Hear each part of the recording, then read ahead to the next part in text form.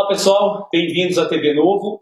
A TV Novo é uma iniciativa dos filiados do Partido Novo, até para apresentar os candidatos a vereadores aqui no município de São Paulo. E hoje nós teremos dois candidatos aqui, até com uma bandeira muito importante, que é a educação. Então nós estamos aqui com a Tabata. A Tabata tem 30 anos, ela é pedagoga, ela nasceu e se criou na Zona Leste aqui de São Paulo. E nós temos aqui o Rossano. O Rossano ele tem 58 anos, ele é servidor público com formação em pedagogia. Ele é da Secretaria de Educação, trabalha, aliás, da Secretaria de Educação no CEL de Capão Redondo. Então vamos lá. Tabata, eu gostaria de saber o seguinte: como você é uma pedagoga, qual que é hoje a sua percepção de educação básica aqui no município de São Paulo? Como que você está enxergando isso? Eu sou pedagoga e atuo há mais de 10 anos com a educação básica, inclusive já em convênios com a prefeitura. Então, assim, o meu ponto de vista é muito da prática, sabe? Muito do dia a dia, do que o professor, do que o gestor passa realmente na educação.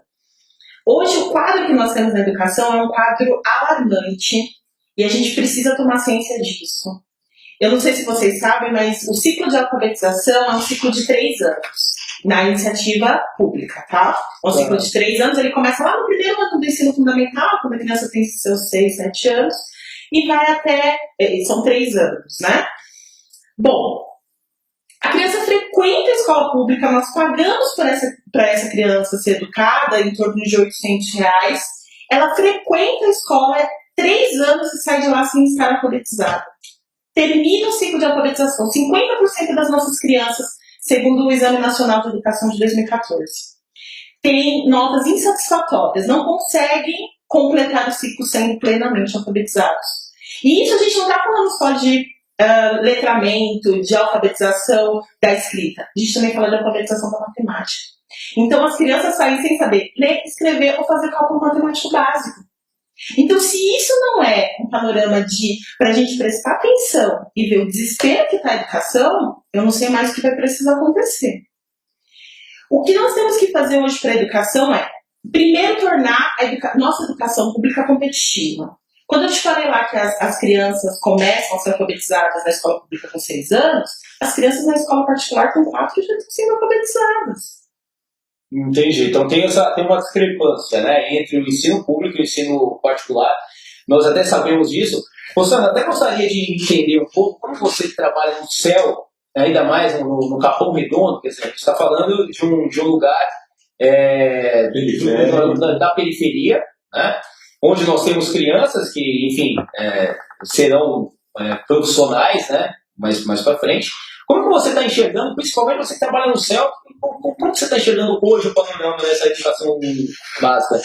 Tá. Hoje você pega jovens, adolescentes, mas até um pouquinho mais, 20 anos, que eles, dentro do critério básico ou teórico de alfabetização, eles sabem ler e escrever, mas não são capazes de interpretar uma frase e pequenos textos. Por isso que, inclusive, na minha campanha, eu coloco como ênfase na educação a alfabetização e letramento.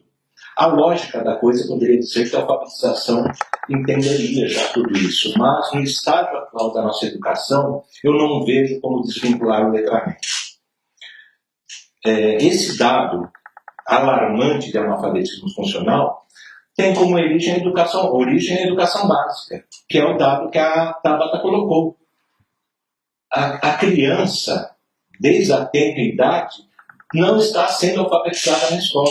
Hoje, o próprio Plano Nacional de Educação e reafirmado no Plano Municipal de Educação, pode ser alfabetizado até os 8 anos de idade. Quando eu estudei, aos 8 anos, você sabia ler um livrinho muito comum, se ler gibi na época. Sim. Eu sou até dessa época, inclusive. Não, como eu sou um pouquinho mais velho que vocês, não preciso nem ir tão longe, né? Até não muito tempo atrás.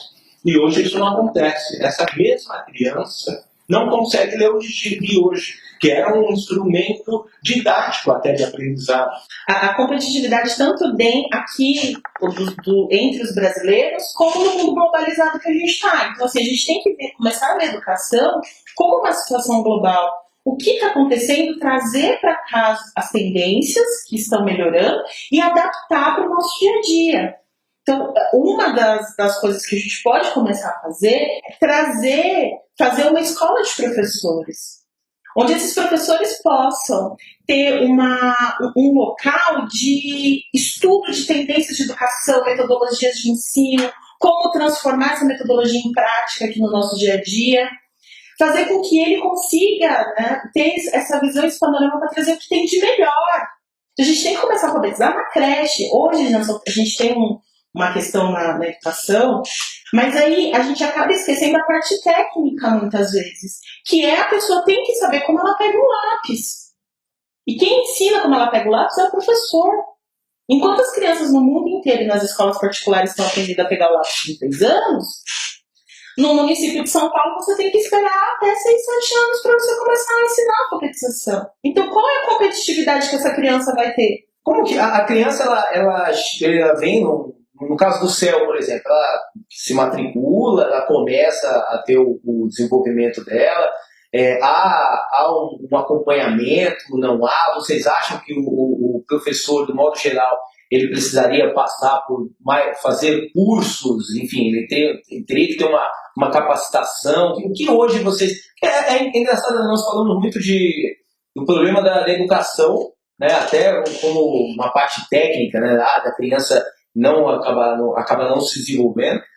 Mas qual que é a percepção de vocês para o professor? A Tabata falou até uma questão interessante aqui, os professores eles interagirem, né, isso, para entender o que tem de melhor aí no mercado e eles direcionarem isso para as crianças. Qual é a sua percepção, Luciano? Os professores são do século XX, só que os alunos são do século XXI. Entendi. Então essa defasagem talvez seja a principal razão dessa queda brusca e grave da alfabetização. Hoje o aluno não pode ser mais tratado a aula, não pode ser mais aquela que o aluno fica sentado na cadeira da escola, com a lousa à frente, o professor escrevendo ou ditando alguma coisa. Hoje existem vários exemplos no mundo de educação básica, com grandes exemplos de resultados fantásticos, usando várias técnicas modernas para uma nova aula, um novo tipo de aula que dá motivação para o aluno estudar. Hoje, independente do nível, o aluno não tem motivação na escola. Existem vários modelos de educação que favorecem isso. E para isso, o professor precisa ter uma formação atualizada, o que infelizmente isso não acontece hoje. A formação dada ao professor hoje é muito aquém da necessidade, aliás, inclusive com muito viés ideológico. Tem muito professor excelente na rede pública. Com certeza. Que não consegue desenvolver o seu trabalho por falta de ferramentas, por falta de aceitação da gestão de trazer uma ideia nova. São coisas que a gente pode melhorar e que o professor está vendo no seu dia a dia que ele não consegue desenvolver o seu trabalho por todos esses elementos. Hoje, muitos falam que a valorização tem que ser pelo lado financeiro, e eu acho também isso até importante, mas existem outras coisas também fora do lado financeiro, né? Qual que seria a sua ideia de valorização do profissional? Ela se restringe realmente só o lado financeiro ou não? Definitivamente não. Não é só a questão do salário. A gente também tem a questão, por exemplo, de segurança física e psicológica do professor dentro da escola. Eu fui muitos anos coordenadora de SEI conveniada com a prefeitura de creches da prefeitura, coordenadora pedagógica. Que hoje o professor trabalha para a gestão. A gente tem que inverter essa lógica. A gestão tem que trabalhar para o professor, porque é ele que está lá no linha de frente. É ele que ensina o aluno. Então, todos esses parâmetros ajudam na valorização. Nós vivemos na era da informação, da tecnologia. Né? E isso não existe. Até existiram alguns projetos da administração municipal anterior, levaram netbooks para escolas. No próprio CEL teve um exemplo lá de uma parceria com uma entidade muito bacana, a Khan Academy, que em parceria com a Fundação Lehman aqui no Brasil, fez um pequeno projeto numa MF do CEL. Num primeiro momento teve bastante repercussão positiva diante dos alunos, mas aquilo foi um projeto de alguns meses, inclusive passou em programas da televisão de rede nacional, mas acabou aquele período de parceria, acabou o projeto e se voltou à estrutura normal. A minha referência de educação básica é um pouco diferente da Tabata, porque eu trabalho num equipamento muito privilegiado, que é o CEL. Tá. E ali eu até gostaria de colocar um outro ingrediente que os resultados, estudos mostram serem muito importantes para o melhor desenvolvimento da educação básica, que é o ensino integral. Tá. O CEL é um equipamento perfeito, ele tem tudo. Eles têm quadras esportivas, quadras são mais de uma, tem coberta, descoberta. Tem um teatro, tem uma biblioteca fabulosa, tem área verde. Então, todo o ambiente para você ter uma educação integral de qualidade existe, né? Acredito que não em todos, mas em boa parte dos bairros de São Paulo, principalmente os periféricos. E isso daí não é aproveitado. Existem sim iniciativas, no próprio CEL tem um programa que se chama Mais Educação, que oferece no período pré-aula ou pós-aula, ou seja, quem antes de entrar na escola vai para o CEL e participa desse programa Mais Educação, que são atividades chamadas de oficinas, que são administradas pela gestão, não é diretamente pela escola, mas são alunos da escola. Só que essas atividades, essas oficinas, não têm um vínculo direto com o estudo. Tá. O ensino integral não é isso. Você vai para a escola, tem um currículo diário de aula, onde você aprende diversas coisas, e na atividade complementar, que seria o complemento chegando ao ensino integral, deveria ser aplicado atividades vinculadas ao que você aprendeu na escola, mas de uma forma diferente, mais dinâmica, inclusive mais atraente para o aluno. Então ele vai para a aula, aprende, ele sabe que ele vai sair dali, ele vai com uma atividade agradável a ele. Só que isso tem que ser vinculado ao ensino que ele teve em sala de aula. Isso não acontece. Nossa, isso que o Gustavo está falando é fundamental. Concordo com você, o CEL é estruturador sonho. Assim. Só que e não tem mais por incompetência administrativa, porque dinheiro para educação tem. Não tem mais só por incompetência administrativa. Hoje, as aulas extracurriculares são aulas de recreação. Exatamente. Não é só aulas de recreação, não tem vínculo pedagógico. Por isso que outra das minhas ideias é colocar ensino de inteligência socioemocional para essas aulas extracurriculares. Inteligência emocional é um mecanismo que você tem, técnico, para você conseguir mensurar se o resultado tá bom ou não. O que ele faz? Ele mostra para as crianças como elas colocam em prática aquilo que elas aprenderam na teoria. Então, eu ensino como resolução de problemas, oratória. Você ensina, por exemplo, através de programação, como a criança faz a criatividade, como ela consegue perceber o espaço onde ela está e interagir com todo esse espaço. Então, são algumas características a serem desenvolvidas para que o cidadão consiga ser atuante e usar aquilo que ele aprendeu na teoria. Tudo isso de uma forma técnica, onde você consegue mensurar se a criança está respondendo ou não aquele tipo de ensino. Isso, mas isso tem em algum lugar do mundo? Você se espelhou em alguma coisa para usar isso ou não? Nós já temos em vários lugares do mundo o ensino de inteligência socioemocional, alguns chamam de inteligência emocional. Nós temos muitas empresas legais aqui no Brasil, iniciativas de MEIs, que conseguiram traduzir isso que está no exterior de inteligência emocional para o Brasil. Então, hoje é aplicado já nas escolas aqui no Brasil esse tipo de currículo extra.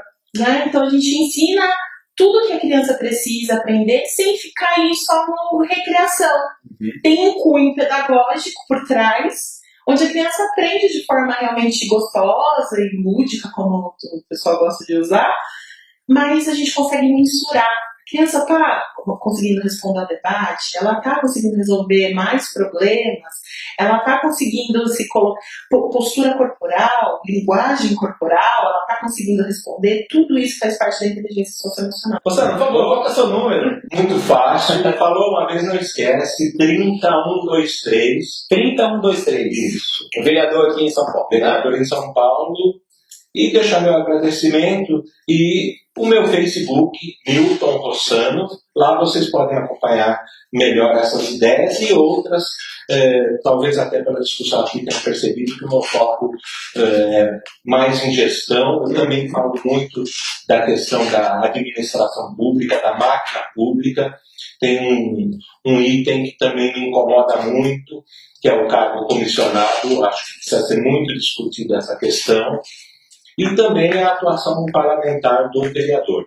Excelente. Lá, isso tudo vai estar lá no Face para as pessoas. Repetindo, número 30123. Até eu memorizei. Tá, obrigado também pela presença. E fala o seu número. Também é fácil de memorizar, 30333. 30333. Exatamente. Facebook? Facebook Tabata Barbosa do Novo. Tabata Barbosa do Novo. Você me encontra no Facebook. E assim, o que eu queria fazer o convite é que as pessoas conheçam os candidatos do Novo, que é muito importante para a gente nessa eleição, conhecer e votar no candidato que escolher. E assim, se você ainda não é do Novo e está procurando um jeito diferente de pensar política, e acima de tudo um jeito diferente de fazer política, precisa conhecer o Novo. www.novo.org.br